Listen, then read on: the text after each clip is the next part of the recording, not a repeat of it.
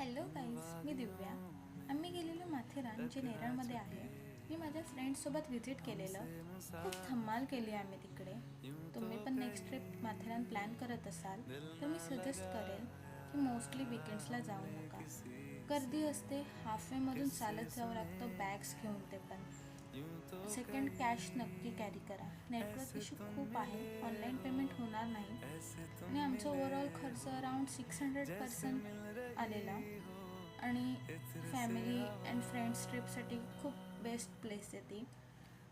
Mostly तर sunset point नक्की visit करा प्लीज गाईज. लांब आहे पण बाकी पॉईंट्सपेक्षा गर्दी खूप कमी होती आणि व्ह्यू खूप छान होता.